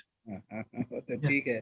अब सोए, तो फिर सोए रहिए हमेशा। ये हाँ, मैं यही पूछ रहा था, क्या हमने जीवन भर सोते ही रहना है क्या? वो जो है ना, जो सोए की स्थिति में, उसमें दो चीजें होती हैं। जी उसमें भी सब परम सुख मिलता है, क्योंकि आत्मा का सुख है। हाँ केवल वहां पे एक अज्ञान का पर्दा रहता है, इसलिए हम नहीं जानते, सुबह उठ के ही जानते हैं। लेकिन जो साक्षात्कार होता है साधना के द्वारा, वो हम जागृत अवस्था में सोने का आनंद प्राप्त करते हैं, जी फुल्ली जागृत, और सोने का आनंद प्राप्त करते हैं। और सोने में क्या होता है कि हम आनंद प्राप्त कर रहे हैं, लेकिन वो छुपा हुआ अज्ञान में है। हमने 5 घंटे, 6 घंटे, 7 घंटे सुख प्राप्त किया, लेकिन सुबह उठे तभी पता चला। लेकिन साधना के द्वारा क्या होता है, ये 5 घंटे का आनंद कंटिन्यूअसली हमको जागृत में मिलता रहता है। दैट इज महाराज जी, एक नया सेंटेंस आपने दे दिया कि रात को या दिन में जब भी हम सो जाते हैं, यानी ये अज्ञान का पर्दा है, ये नींद नहीं है। In other words we can say ये अज्ञान का पर्दा है तो नहीं, अज्ञान के पर्दे के ऊपर भीतर क्या है, आत्मा है। हाँ, और जो सुख होता है आत्मा का स्वरूप है। आत्मा का स्वरूप ही सुख है। मेरे को भूख लग रही है, मेरा दुख हो रहा है। मिठाई खाने की इच्छा है, बिना बिना इच्छा के मेरे को दुख हो रहा है। जैसे ही मैंने मिठाई खाई, क्या हुआ, सुख मिला। जी सुख किससे मिला? उस इच्छा के पूर्ण होने से आत्मा के ऊपर का थोड़ी देर का जो डिस्टरबेंस था वो चला गया, आत्मा का सुख मिला। अगर मिठाई में सुख होता तो पेट भरने के बाद में भी मिठाई सुख देती? नहीं देती। अगर घर में किसी की मृत्यु हो जाए तो उस दिन मिठाई ने सुख नहीं देती। जी तो जो सुख है ये मिठाई में नहीं है, संसार की वस्तुओं में नहीं है, हमारी आत्मा में है। और आत्मा के ऊपर ये जो आवरण है, राग द्वेष इत्यादि, अहंकार इत्यादि, उसके कारण हमको आत्मा का आनंद नहीं मिलता। इसको निकाल दो तो पटापट मिल जाएगा। निद्रा के समय आत्मा का सुख जो है वो अज्ञान के द्वारा कवर्ड है। जी उसको हम दूर कर दें तो सुख ही सुख है। साधना के द्वारा जागृत अवस्था में निद्रा प्राप्त होती है, ये हम बोल रहे हैं। जी जी बराबर। जी महाराज, ठीक है जी। अब यहाँ पे आपने एक चीज फिर ये बता दी कि मिठाई का सुख आत्मा को होता है, आत्मा को थोड़ी होता है, ये तो मन को होता है। नहीं, आत्मा को नहीं होता, मन को होता है ये तो। नहीं, मन को भी नहीं। आत्मा जो है, आत्मा का सुख मन को होता है। मिठाई खाने से आत्मा का सुख मन को होगा। हाँ, मन शांत हो गया, मन शांत हो गया तो आत्मा का जो सुख है वो मन पर प्रतिबिंबित हुआ। अच्छा मन चंचल था तो आत्मा नहीं जानती थी, जी आत्मा का सुख नहीं मालूम होता था। जी अच्छा जी महाराज जी जी। अच्छा, चलो शिवानी, तीसरा क्वेश्चन। हाँ Maharaj, as mentioned in the article, a free soul is always work for the betterment of others, and that too without partiality. This quality is inborn. No, it is produced by जीवन मुक्ति. Okay. हाँ, Okay. जीवन मुक्ति से होता है ऐसा। जी Maharaj. अच्छा, That's all. Thank you सपना? Maharaj. हाँ, चलो सपना। Pranam Maharaj. When we read these articles or books or listen to any spiritual discourse, intellectually we can understand many things, but in real life often can't remember them. Then situations become very much real to us and we react. So what should we practice to overcome it? The point is, देखो, बहुत important question किया तुमने। विचार के द्वारा हम class में हम ये सिद्ध कर देंगे कि हम आत्मा हैं, हम देह नहीं है, मन नहीं है, शुद्ध बुद्ध आत्मा है, आनंद स्वरूप है। तुम समझ में आ गया तुमको? हाँ। लेकिन क्लास खत्म होते ही फिर वही बात, जहाँ के हो वहां के वहीं हो। जी है कि नहीं? जी जी तो शास्त्र में कहा गया है आवृत्ति अकृत उपदेशात, यानी उपदेश जो दिया या आत्मा का चिंतन हुआ उसको बराबर रेगुलरली करना है, डेली करना है, डेली करना। जो उत्तम अधिकारी हैं हाँ उनको एक बार कह दिया कि तुम आत्मा हो, वो प्रतिष्ठित हो जाते हैं। जी उनके मन में राग द्वेष नहीं होता है, मन शांत होता है, विवेक वैराग्य में प्रतिष्ठित होता है, श्रद्धा समाधान इत्यादि जितने सद्गुण शास्त्रों में बताए गए हैं वो उनमें होते हैं। जी ऐसे व्यक्ति को एक बार बात कर दोगे, वो कह दोगे भाई तुम आत्मा हो, विचार करके सिद्ध कर दिया तुमने, तो वो प्रतिष्ठित हो जाते हैं। उसका मन तैयार है। हाँ, लेकिन हमारा मन हाँ तैयार नहीं है, हम्म इसलिए उसको बार बार करना पड़ता है और साधना करनी पड़ेगी। वैराग्य के बिना नहीं होता। वैराग्य वैराग्य है, व्याकुलता है, शम दम उपरति तितिक्षा श्रद्धा समाधान, ये विवेक चूड़ामणि वगैरह में जो वेदांत के अधिकारी के लिए बताए गए हैं, ये सब किए बिना नहीं होता। केवल किताब ये पढ़ से एक दिन सुन लेते हैं तो वो शाम तक भी खत्म होता है, इसके बाद खत्म हो जाता है। उत्तम हाँ अधिकारी होवे, उत्तम गुरु होवे, तब ठीक है। even तो agar यहाँ we can remember also we cannot practically we cannot I mean what should I say, मतलब वो प्रयोग नहीं कर सकते हम सिचुएशन पे कभी बहुत बार याद है। वही तो मैंने हाँ कहा। हाँ हाँ नहीं नहीं नहीं नहीं, जब तक उसको आपने जीवन में नहीं उतारेंगे ना, थियोरेटिकल, हाँ थियोरेटिकल हो जाता है। Purely theoretical knowledge. हाँ, हम्म तो इसलिए नाम जप करना, विवेक ठाकुर ने कहा ना, व्याकुलता होना चाहिए, बिना उसके नहीं होता। बीच में जी एकांत करना पड़ेगा, साधु संग करना पड़ेगा, विवेक वैराग्य करना पड़ेगा, निरंतर बने रहना पड़ेगा। निरंतर तो संसार को सत्य लेकर हो तुम। सप्ताह में एक दिन और वो भी 2 घंटे के लिए, लेकिन सप्ताह में 6 दिन और 22 घंटे, ये तो जगत को सत्य लेकर रह रहे हो ना। हाँ हाँ फिर क्या होगा? कुछ नहीं होगा, कुछ नहीं होता, ठीक ठीक हाँ। बिल्कुल कुछ नहीं होता है। जैसा के हैं वैसे के वैसे ही रहते। तो नियम बना के साधना करना चाहिए, व्याकुल होना चाहिए, विवेक करना चाहिए कंटिन्यूअसली, बिना उसके नहीं होगा। ठीक महाराज ठीक। अच्छा, प्रणाम उसमें भी महाराज। एक मिनट ठहरो, हाँ। उसमें क्या मैंने और कुछ, हाँ, ऐसा है ना, 2 है कि एक तो ये है कि वो तुम यहाँ तक तो बल्कि साधना की बात करते हैं, दोनों तो केवल सुनने की बात कही। साधना में भी अगर है कि 2 प्रकार की साधना होती है। एक पॉजिटिव साधना, पॉजिटिव साधना है कि हम भगवान का चिंतन, आज संडे के दिन है, हमने 4 घंटे भगवान का चिंतन करेंगे। ओके, प्लान करके हमने 4 दिन बनाया, साधना के अपने शास्त्र पढ़ेंगे, ध्यान जप करेंगे, एकांत से मिलेंगे नहीं किसी को, एक सप्ताह एक वंस ए वीक बनाया आपने। तो ये क्या हुआ? पॉजिटिव मीन्स हुए। ओके, लेकिन नेगेटिव ऑल्सो इज देयर। वैराग्य करना पड़ेगा, एक दिन नहीं, आपको धीरे धीरे संसार की वासनाओं को त्याग करना पड़ेगा, राग द्वेष दूर करना पड़ेगा। ठाकुर वो दृष्टांत बोलते थे ना कि कुछ शराबी उन्होंने कहा नौका विहार करने के लिए चले, जी जी 8-10 नौका में बैठ गए, नौका चलाई, खूब जम के चलाई, खूब चलाई। जब हो गया 2 घंटे बाद देखे जैसा है वहां, जहाँ है वैसे के वही है।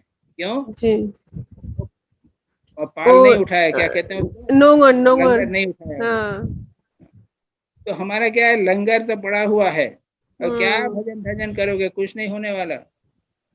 तो साधना भी दोनों होना चाहिए, नेगेटिव साधना और पॉजिटिव साधना, ये दोनों होना चाहिए। एक हैबिट बनाना पड़ेगा, अटैचमेंट को त्याग करने का हैबिट बनाना पड़ेगा, लोगों से दूर रहने का हैबिट बनाना पड़ेगा।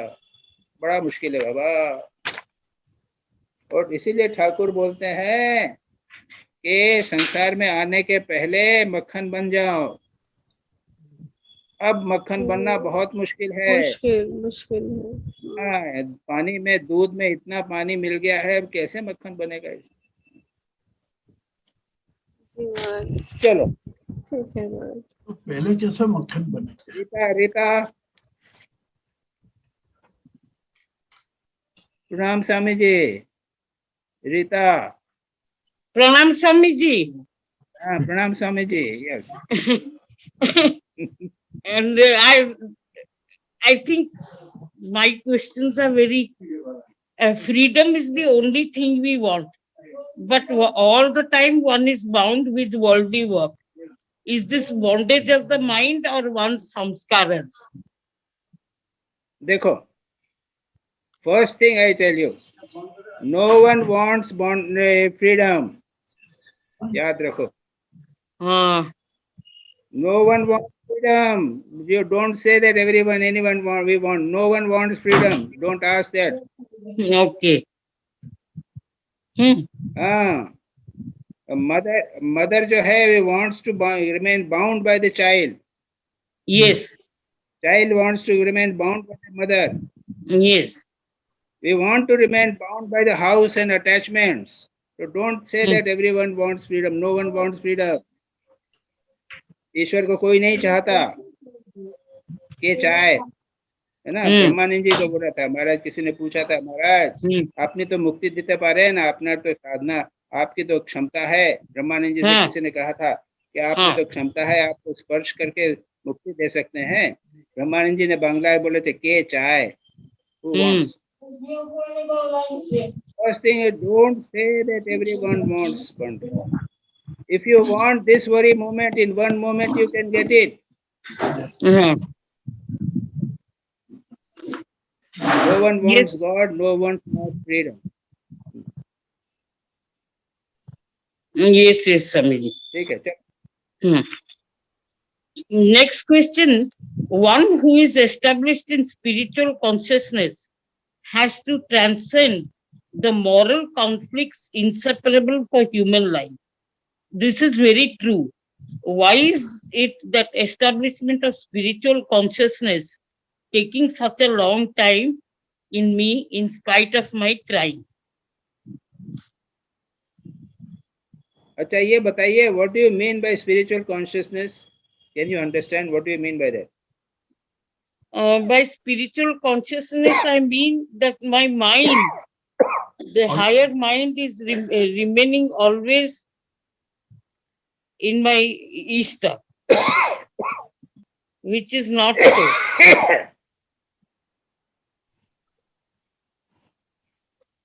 Actually, spiritual consciousness is mean we are body conscious. That means we consider we consider ourselves as body. पानी पीजिए आप, पानी पीजिए महाराज, पानी पीजिए। आप ये पानी पी के आता हूँ। हाँ हाँ पानी पीजिए।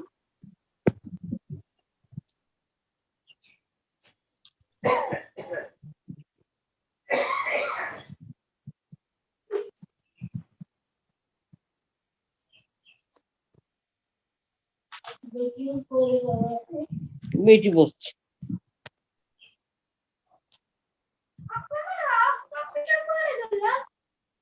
तो मत गोटे प्रश्न पचार ना मत हापटे मार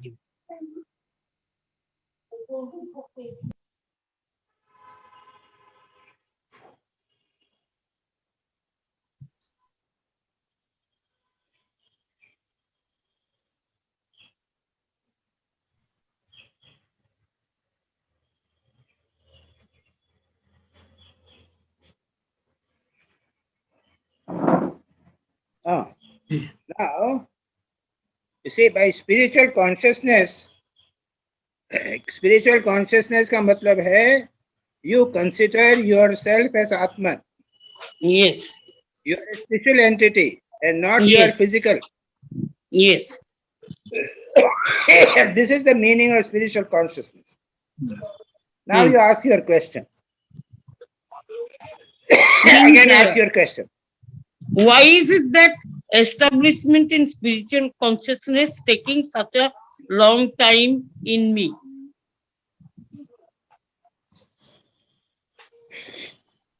Not in you, everyone.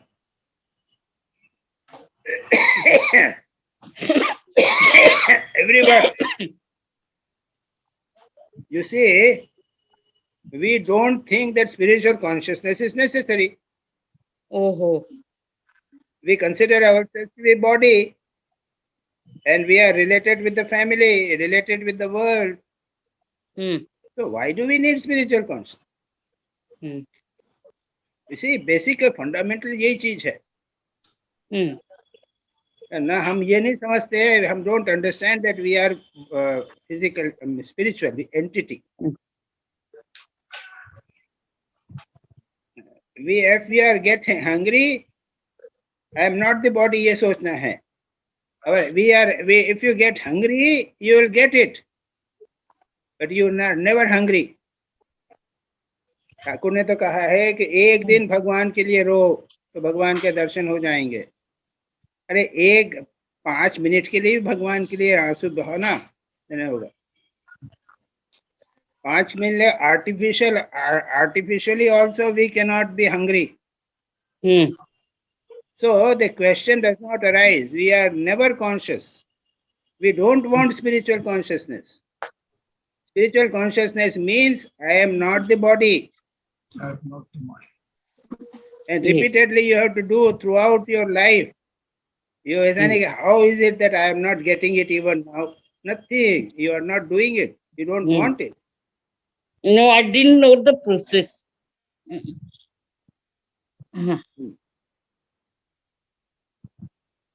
You see, all your habits, all our living, all our tastes, all are pointed based upon physical consciousness. हमारा खाना पीना चलना फिरना बात करना, all are physical consciousness. We are interested only in our fulfillment of our physical desires. So nothing will happen. In one life, in many lives it will happen. And every time you will ask the question, how is it that I don't get spiritual consciousness? Yes. No, I don't want to ask that question forever. Oh.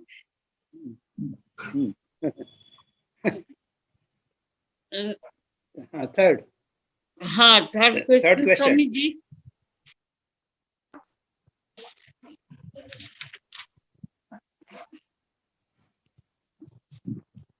Tendency to brood over life events is there. Cultivating harmonious thoughts and sentiments is required. This I have been trying to practice but have failed. Kindly guide what and how to do this even when the mind is rebellious. No, see, that will always be there. What I personally feel, so far as you are, individual, it is an individual question. Yes. If possible, once a week, you must go away in the ashrama for the whole day.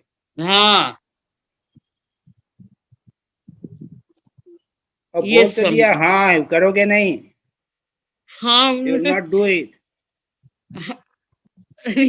If you bless me, it will happen. You know, Swamiji, why I can't वास करना साधु. Pardon me, Swamiji. I cannot hear you. Yeah.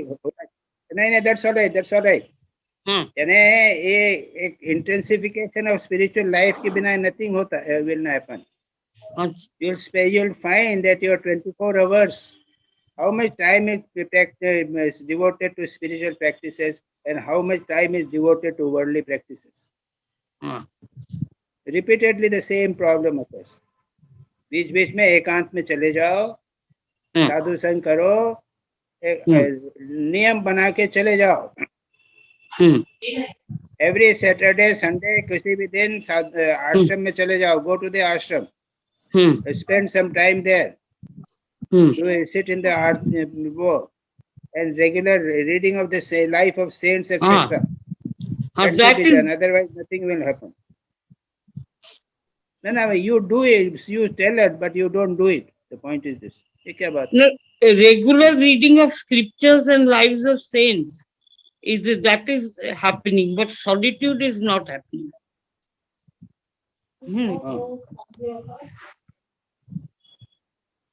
Okay, chalo. Yes.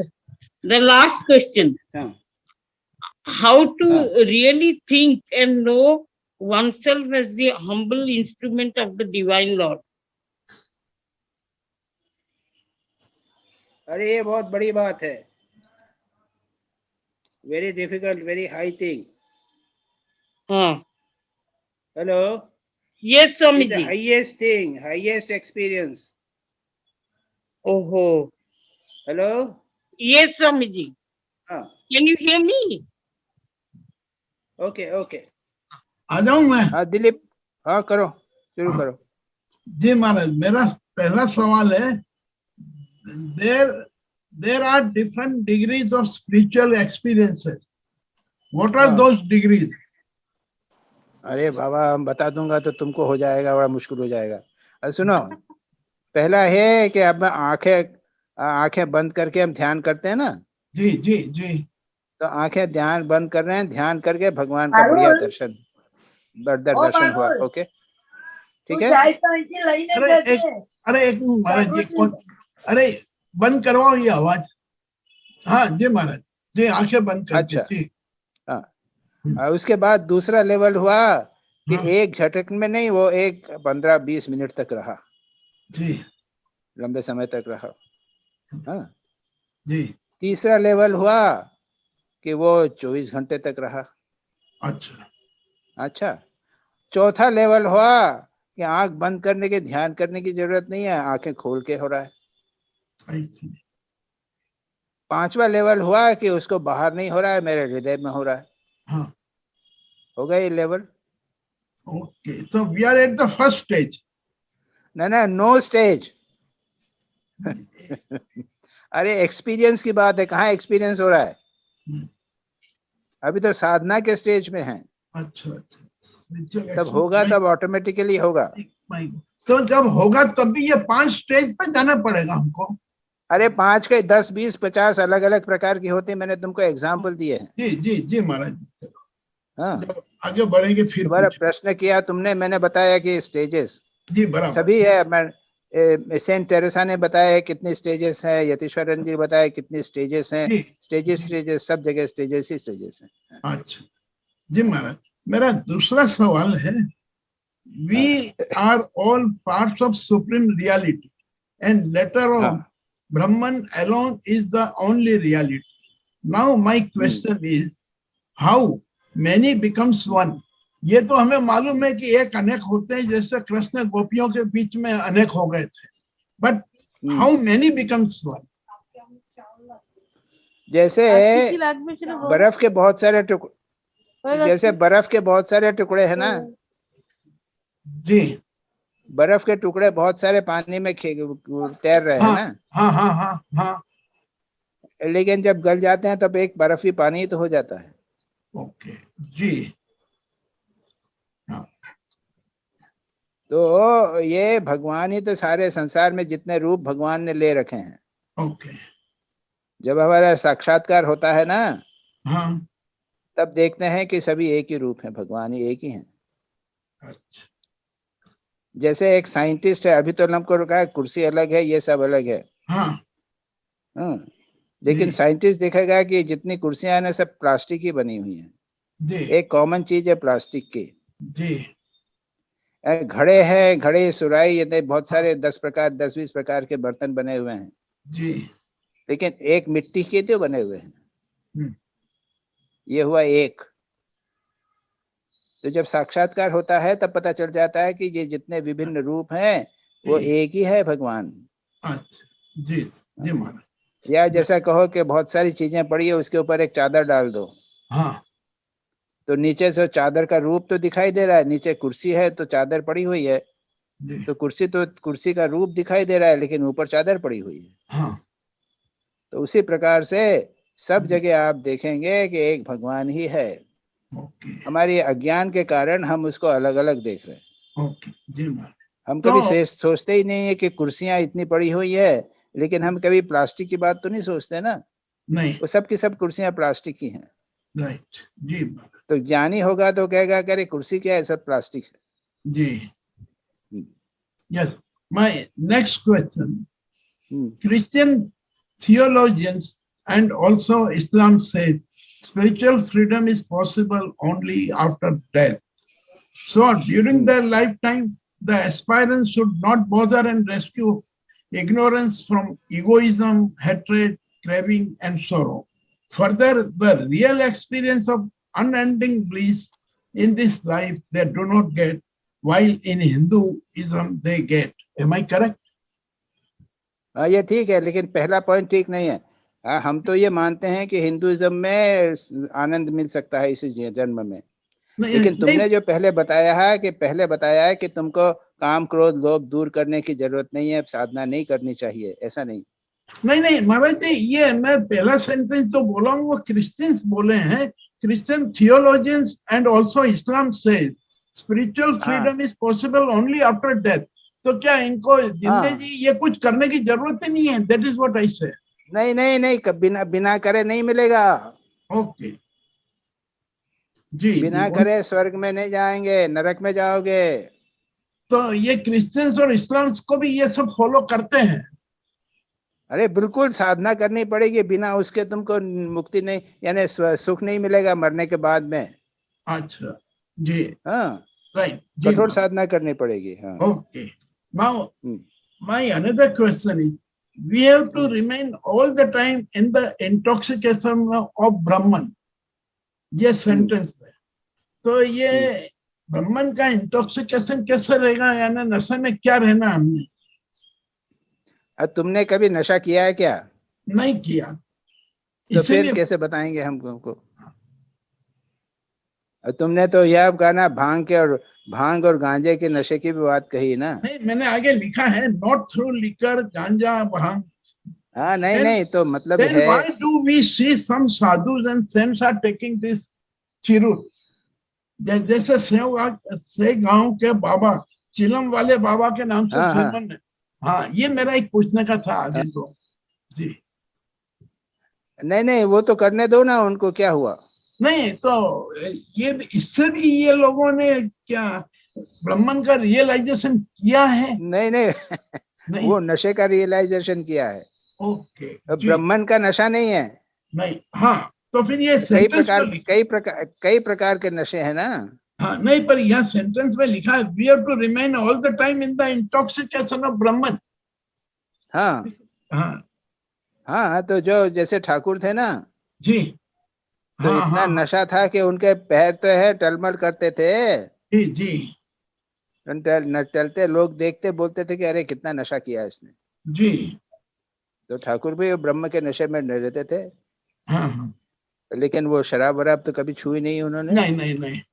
तो फिर right जी महाराज, बराबर। हाँ, मेरा next question है, when Shankaracharya was the great non-dualist, then how did he have the tenderest love and devotion for the great gods and goddesses of Hinduism? अच्छा, जो शंकराचार्य वो तो वही था। अब ये भी आप पढ़ सकते हो कि शंकराचार्य तो ग्रेट डिवोटी था, ये ग्रेट अद्वैत वेदांती थे, तो खाना कैसे खाते थे ये बताओ। अभी तुम हमसे पूछ सकते हो कि आप लोग तो अद्वैत वेदांती हो, तो खाना कैसे खाना तो द्वैत के लेवल पे ही होगा। To some extent one has to remain द्वैत। हाँ ना वो to that यानी उनका प्रेम भी रहता है, यानी अद्वैत वेदांती भी हो गए स्वामी विवेकानंद, वो तो समाधि भी निर्विकल्प समाधि भी हो गई थी, ठाकुर को समाधि हो गई थी, लेकिन फिर भी लोगों की सेवा की उन्होंने कि नहीं की? नहीं, पर ये गॉड एंड गॉडेसेस का नाम जो लिखा है, पांचवा क्वेश्चन है वो छठा बाद में आएगा। He says that the tenderest love and devotion for the great gods and goddesses of Hinduism. नहीं मैं यही तो बोल रहा हूँ, सुनो जी। तो अद्वैत वेदांत के बावजूद भी हृदय होता है, हृदय जैसी चीज रहती है, ये मैं बोलना चाहता हूँ। ओके जी। माँ के लिए हृदय है उनका, हाँ, गॉड्स गॉडेसेस के लिए हृदय है, प्रेम है। तो अद्वैत वेदांत का मतलब यह है कि प्रेम नहीं होगा, नहीं तो फिर तो यूं भी कहना पड़ेगा कि प्रेम नहीं होगा तो फिर खाना भी क्यों खाएंगे। जी अद्वैत वेदांती होते हुए भी खाना भूख लगती है कि नहीं लगती है, जी उसी प्रकार अद्वैत वेदांत हुए भी खाना प्रेम होता भी है। अच्छा, तो अद्वैत वेदांती होते हुए भी सभी भावनाएं रहती हैं, शरीर के अंग प्रत्यंग का कार्य रहता है, प्राण रहते हैं, हाँ उनके अनुसार काम करना पड़ेगा। जी, पर इसमें ये ईश्वर गॉड एंड गॉडेसेस का नाम लिखा है, इसलिए मेरा सवाल। हाँ। तो इसमें ये क्या भी सवाल है अद्वैत आपका? वेदांती भी मानते हैं गॉड एंड गॉडेसेस को? नहीं, वो आप मानो ना मानो आपके ऊपर निर्भर करता है। अच्छा, ओके। अद्वैत वेदांती ऐसे भी है जो लोग नहीं मानते हैं गॉड गॉड। हाँ, वो मेरा I was under the impression कि वो लोग नहीं मानते, इसलिए मैंने पूछा। नहीं, कुछ मानते हैं, कुछ लोग नहीं मानते। राइट महाराज, अब मेरा नेक्स्ट सवाल है जो मैंने आधा आपको दिया है, पर मेरे को पूरा सवाल हो गया मेरे सामने। When Shankaracharya knew about his mother is on her deathbed, then he returned to his native village to be by her side.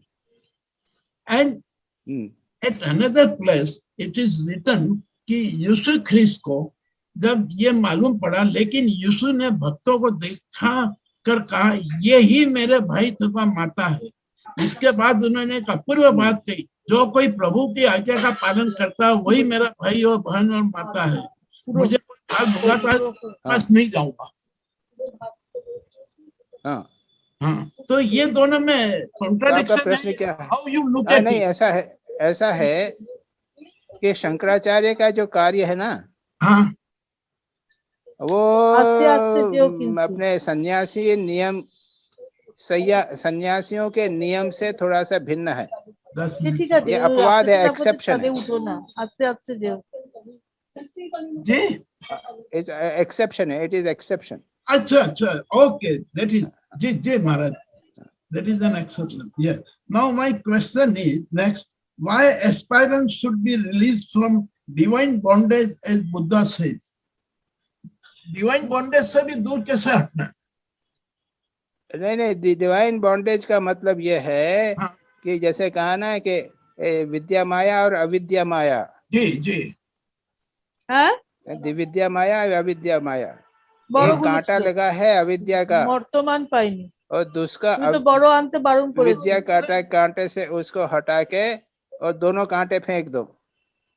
जी ये मतलब है। Right, okay. Next my question, why what type and how a conversion did Chaitanya Mahaprabhu underwent and his life was changed? ऐसा है कि वो यहाँ पे कहाँ पे आए थे ये जी? वो जब पंडित थे ना जी, उसके बाद शायद बनारस में आए थे। अच्छा जी, और वहाँ यहाँ पे उनको कोई आध्यात्मिक अनुभूति हुई थी एक। अच्छा, हाँ। तो पहले तो बड़े विद्वान पंडित थे, सबको हराते थे जी, वो सब एकदम परिवर्तित हो गया। अच्छा, आध्यात्मिक अनुभूति के कारण हुआ। ओके। महाराज उन्हें गयाते गিয়েছিলেন, गया में गया थे ना, हाँ, गया ने काशी को था। विष्णुपाद अच्छा, दर्शन करने से बात, हाँ, वो बाद में हो गया, परिवर्तित हो गया। ठीक जी Maharaj. Now my next question, Saint Thomas Aquino had left an incomplete book which he was writing, because such secrets have been revealed to me that all I have written until now appears to be of little value, as useless as straw. What type of the secrets he must have revealed? वो बहुत बड़ा उच्च कोटि का आध्यात्मिक अनुभूति हुई होगी ना। हाँ, वो यानी उसके सामने जी, ये जो आपकी जूम मीटिंग बड़ी बढ़िया लग रही है ना, वो सब बिल्कुल फाका लगेगा, बिल्कुल कचरा। अच्छा, यानी कोई अनुभूति हो गई। हाँ, अनुभूति हुई थी। पर महाराज ये इतनी अच्छी किताब लिखी गई थी और उसको भी इन्होंने ये कह दिया, तो ये है ना अनुभूति बहुत पावरफुल होगी। अरे अनुभूति यानी, अरे किताब में बहुत सारा लिखा है, रसगुल्ला कैसा होता है, कैसे बनाया जाता है। उन्होंने एक रिसर्च करके रसगुल्ला के ऊपर बढ़िया किताब लिखी, और रसगुल्ला का पीएचडी मिल गया। लेकिन जब रसगुल्ला खाया, अरे वो किताब की तुलना में, ये रसगुल्ले की तुलना में किताब कुछ नहीं है। अब समझ में आई बात तुमको? बिल्कुल समझ गया जी महाराज जी। Okay, now my 2 questions are there only. Jalaluddin Rumi practiced a kind of whirling dance to induce spiritual. And my question is, Chaitanya Mahaprabhu's so-called dance and this whirling dance are the same, and through this dance one can spread religion.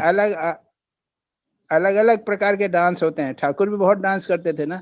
नहीं, यानी dance के through भी religion को spread किया जा सकता है। Okay, right ji.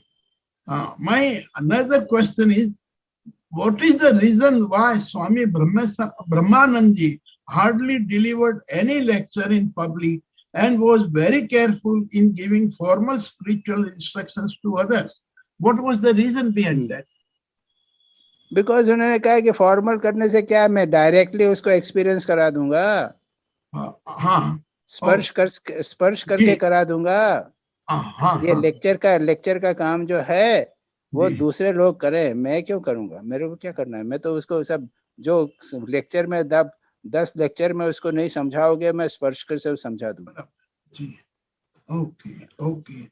And last question is, Ramakrishna Dev and said Swami Premanand, he was pure to the very marrow. Why? What is the logic behind it?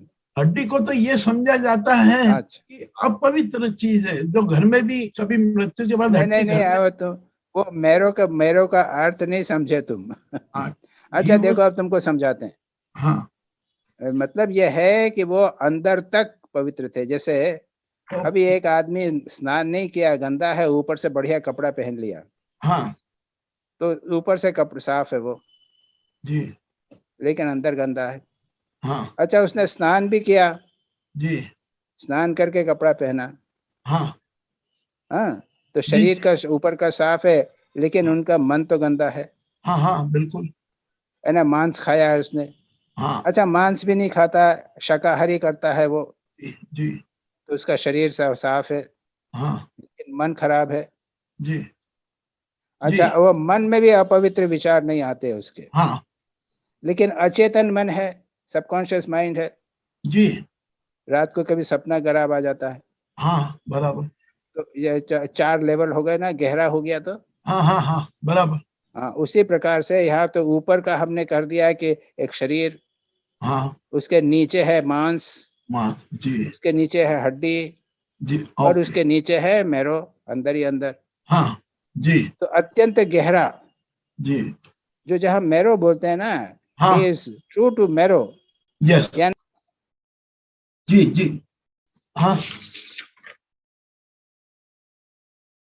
He was pure to the very marrow. महाराज जी आप mute हो गए हैं, mute को हटाइए महाराज जी। वाह, hello. Ji Maharaj. Yes, he was pure to the very marrow. Yes, right. मतलब समझ में आ गया? तो आ गया महाराज जी, समझ में आ गया जी महाराज जी। ओके, प्रणाम महाराज जी, प्रणाम। अच्छा, अब बोलिए कौन कौन है? मैं स्नेहा बोल रही हूँ महाराज जी। बोलो स्नेहा, बोलो। प्रणाम महाराज जी। मेरा जो क्वेश्चन है वो भूख से रिलेटेड है। तो मेरा जो फियर है वो भूख को लेके ही है। कुछ अच्छा खाने का बारे में मैं सोचती नहीं हूँ। भूख related to what you said? Fear food. Fear fear about food. Fear of food. Fear of food. You have तो फूड बोलो तो अच्छा खाने का नहीं,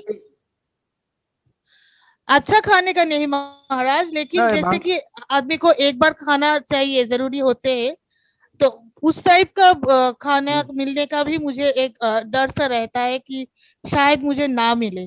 तो इस डर से बाहर आने का क्या कर सकती हूँ मैं? খানা ही नहीं। বাংলায় বলো, বাংলায় বলছে যে আমার কি খাওয়া পাবো কিনা, এই তো। হ্যাঁ একদম, হ্যাঁ মানে যেটা আমাদের একদম মানে মিনিমাল রিকোয়ারমেন্ট যেটা থাকে জীবন ধারণ করার জন্য, সেই রিকোয়ারমেন্ট টুকু পাবো কিনা এটার আমার একটা ভয় আছে। ও इसको कैसे কেমন overcome করে कर বাবা, सकते हैं? এরকম তো ভয় থাকে না। হ্যাঁ, শুধু এটাই শুধু আমার এটা খুব একটাই ভয়। গরিব লোক না না না, যেহেতু এটা শুধু এটা একেবারে যে পাওয়ার্টি স্ট্রিকন লোক হয় ওরই হ্যাঁ। ভয় হয়েছে কি কালকে কি খাবো, আমার এই कल को ভয়টা क्या আছে। खाने को मिलेगा कि नहीं मिलेगा। तो हाँ। ये गरीब जो अत्यंत गरीब व्यक्ति है उसी को होगा। तो बाबा मैं क्या बताऊं, उसका तो यही जवाब है कि भाई जिसको जो प्राप्य है वो मिलेगा, जे जार प्राप्य আছে পাবে। यानी तुम अगर उसके there are sometimes story wonderful stories in the Sufis। हाँ।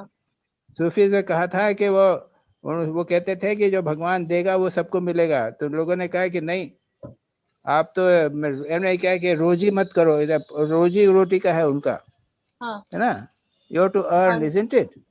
तो हाँ, होता महाराज। अच्छे क्रिश्चियन सूफीज तो हाँ। बोलते जो सूफी होते हैं वो कहते हैं कि जो सूफी है, सेंट है, उसके लिए रोजी का जुगाड़ करना it is not his law, because God will advise everything, will do it. So किसी ने कहा कि if you are so dependent upon God, it's so bizarre, then you remain in one room, don't come out. Okay. Is that all right? वो कमरे में बंद रहे। अच्छा। और किसी न किसी प्रकार से उनके पास आ जाता था। अच्छा। एक दिन में नहीं, 2 दिन में बराबर आ जाता था उनके पास खाने को। अच्छा। सो भगवान ने सबकी व्यवस्था की है। Even if you don't take care, यदि तुम घर के अंदर बैठे भी रहोगे तो तुमको भगवान देंगे। अच्छा महाराज, दैट इज द थिंग। अच्छा टू द एक्सटेंट मैं तो यहाँ तक कहता हूँ, मेरे जीवन में तो ऐसा हुआ कि मेरे मन में इच्छा हुई कि मेरे को थोड़ा ये चीज, दिस पर्टिकुलर थिंग लेना है, और वो चीज आ जाती। I mean, even the taste what you want, that you will be satisfied sometimes. वो तो मेरे साथ भी होता है महाराज। So, ये चीज तो बिल्कुल। हाँ तो फिर लेकिन वो डर जो है वो रहता है दिस इज मेरे फंडामेंटल थिंग। हाँ अब क्या करें, in spite of the experiences अगर तुमको डर रहता है तो क्या करोगे। नहीं वो ऐसे तो सेंट्स की जीवन, ऐसा सेंट्स का जीवन पढ़ना चाहिए। Read the life of such saints which are fully dependent. Yes. ठीक है महाराज जी। ठीक है, अच्छा। हाँ महाराज। और किसी का any question? Anyone else? Hello. महाराज मेरा एक क्वेश्चन था। तरुण। हाँ महाराज। हाँ, 2 क्वेश्चन तुम्हारे, एक क्वेश्चन में 2 क्वेश्चन है, बोलो, पहले पूछो। नहीं महाराज, एक ही क्वेश्चन है कि महाराज ये हम लोग पूछो। जी महाराज हम लोग निश्चिंतता, हम लोगों में निश्चिंतता क्यों नहीं आती, निर्भयता क्यों नहीं आती? जब सभी कुछ ठाकुर कर रहे हैं तो हम लोग को निश्चिंत तो नहीं हो पाता। अभी तो डिस्कस किया यही। जी महाराज, यही तो बिकॉज विश्वास नहीं है, अभी बात हुई ना। जी महाराज, विश्वास की बात है ये। जी जी 100% विश्वास होना चाहिए। ये इसके कारण निश्चिंतता नहीं आती। जी। और उसके साथ तुमने एक और किया था, सब कुछ भगवान कर रहे हैं ना, ये क्या है? हाँ नहीं मैं जो तो पूरा एक ही क्वेश्चन था। उसके सेकंड हाफ में कहा था, पूरा एक ही क्वेश्चन था कि नहीं, वो तो मतलब ये कि you are not fully convinced. सब भगवान कर रहे हैं, ये पूरा तुमको विश्वास नहीं है, इसलिए निश्चिंतता नहीं आती। कुछ लोग कहते हैं वो एक परमहंस योगानंद की शिष्या थी, माता दया माता, नाम सुना है? हाँ सुना। वो कहती थी, हेलो सुन रहे हो तो? हाँ महाराज। वो कहती थी कि 75% भगवान, हम तो पुरुषार्थ की बात करते हैं ना। जी जी मैम। तो पुरुषार्थ कहते हैं कि 75% तो हमारा ये 70% भगवंत कृपा होती है और 25% हमको पुरुषार्थ करना चाहिए। yes. अधिकांश जो है ना 75% जो है भगवान की कृपा से होता है और 25% हमारा पुरुषार्थ होना चाहिए। फिर दूसरे एक संत ने कहा है नहीं, 95% जो होता है वो भगवान की कृपा से ही होता है, फिर केवल 5% हमारे पुरुषार्थ से होता है। फिर धीरे से उसको समझा के कहते हैं अरे भाई जो कुछ होता है सब भगवान की कृपा से होता है। अरे ऐसा नहीं, अगर हम कहें तो ये होता है, लेकिन अगर हम ऐसा ना कहें ना, यदि ऐसा नहीं, हम फिर भी हम कहते हैं कि 95% होता है, इसलिए कि लोग 5% खुद करेंगे। सच पूछा जाए तो सब कुछ भगवत कृपा से होता है, भगवान की इच्छा से होता है। ये बातें करते हैं हम, ये फिर थ्योरी है 100%। हम मानते नहीं इस चीज को, हम सारा काम तो खुद करते हैं ना, और अगर जबरदस्ती कहते हैं कि भगवान की इच्छा से हो रहा है, इसलिए हमारी सारी समस्या प्रॉब्लम होती है। अगर 100% भगवान पे डिपेंड करते हैं तो कोई चिंता नहीं होगी, कोई निश्चिंत हो जाएंगे। और इसलिए कुछ लोग तो हैं वो भगवान में विश्वास नहीं करते, भगवान हो या नहीं हो मैं अपने काम कर्म से करूंगा, अपने पुरुषार्थ से करूंगा। हो गया तुम्हारा क्वेश्चन? जी महाराज। हेलो हो तरुण, गया महाराज? हाँ महाराज हो गया। क्वेश्चन हो गया? अच्छा जी महाराज। अच्छा। संजय और कोई है क्या? और कोई तो नहीं? अब सबका हो गया लगता है महाराज। अच्छा ठीक है, फिर मैं कर दूं शांति शांति जी। स्वामी जी दिख दे। ओम शांति शांति शांति। हरि ओम तत्सत्। श्री राम कृष्ण अर्पणमस्तु।